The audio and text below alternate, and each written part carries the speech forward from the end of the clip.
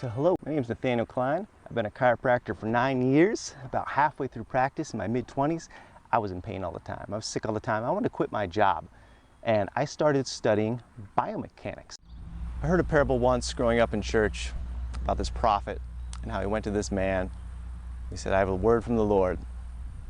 He says, go to this boulder at this edge of the cliff. I want you to push on this boulder as hard as you can. Do it every day. The prophet left. The man was obedient. He was faithful. Went to the boulder. For a year, he went and pushed on that boulder as hard as he could, thinking that he had to push it down the cliff. Finally, the prophet comes back after a year. The man's like, I failed. I couldn't do it. Couldn't move that boulder 1 inch. Couldn't even shake it. The prophet's like, the Lord never said, move the boulder. He just said, push on it. Now you're stronger. You can go do his will.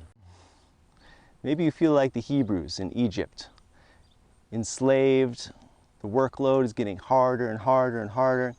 But God used that time to strengthen them, to prepare them for the wilderness, prepare them for the Exodus. We thought it was important that you take steps to work on your health too, because it's not just about you, it's about those around you. You want to be strong and stable, mentally, spiritually, physically, to help others through this time. In my mid-20s, I was in so much pain and so sick all the time that I was just searching for other avenues to heal my body.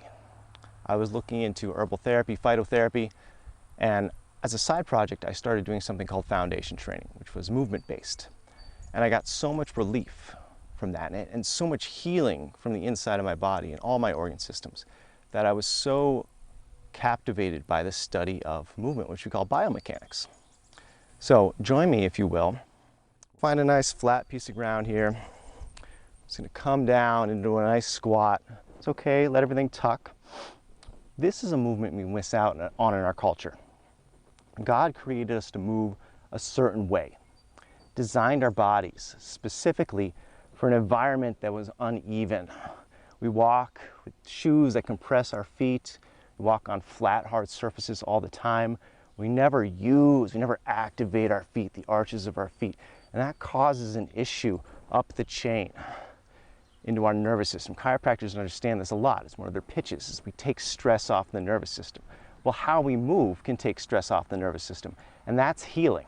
There's 3 different causes of stress that cause all disease. Trauma, one of our T's of stress, trauma or microtrauma, trauma over time. So if we're always bending at our backs, lifting from our low backs, that is trauma over time, microtrauma. It's creating little tears, it's creating muscular imbalance, it's creating stress on the joints, degeneration, but also if we're affecting the spine, and this is the only reason chiropractors care about your spine, is because it encases your nervous system. All your nerve roots come out of your spinal cord and your brain stem, which move and animate the body, but also send signals to your organs and tell them how to function. We're healing our bodies, because at the end of the day, mobility is really what matters. Our ability to move, go from place to place is what's going to be really important in this wilderness time. If we really have no way of buying and selling anymore, we're going to need to move. Our camps are just going to be like those in the wilderness, moving around. So we need to be strong. We can't just get strong on that day. We got to be ready for it. So I want to give you a bunch of ideas. Today it was the squat. And maybe you're like, Dr. Klein, this hurts. I don't want you to push into pain, right? Even me, I'm getting a little tired. Other cultures, they're hanging down here all day, right? They can play a game of chess. Not me. 5 minutes is my max. Working on that every day. We're trying to get a little better. You're not competing with me, you're competing with yourself. Work on adding a squat. If it hurts your knees, I'm going to give you some tips. Let me bring in a guest to help me do that. So next, we got a special guest here to teach us how to lift something with a squat, because this position that I'm currently in, you can see how my pelvis is tucked, my lower spine is flattened. I never want to lift from this position because it actually uses my shoulders, rounds the upper traps, and it'll put strain on my lower back when I go to lift. So the fix is actually to come out of that squat a little bit. Take a big breath in, lengthen the spine. Now my weight's in my hips. My hips are doing the drive. I can feel that my pelvis isn't tucking. And then I'm not driving from the knees and from the low back. I'm driving straight from the hips. And in fact, now my shoulders aren't doing the lift. I can simply press up with my legs. I'm pushing the ground away. Just a nice neutral spine, letting the hips do the drive. Now, Isaiah here is only 20 pounds, but if this is something heavier, we'd really want to work on that. But it's sometimes just repetitive bad motions. Even though you're bending your knees, lifting with your back, it's still bad. This is an okay squat to rest in, but we never want to lift from this position because then it overworks the upper part of the body, overstretches that thoracolumbar fascia. We want to keep that thoracolumbar fascia strong and long, driving with the hips, especially going down. We never want to round our back. If the squat is too hard, bending from your knees like that, we can use a hinge. Still pulling the hips back, long spine. So now I don't have as much knee bend, but I'm still not bending my back. Keeping the spine straight, and this is actually a great trainer for the squat.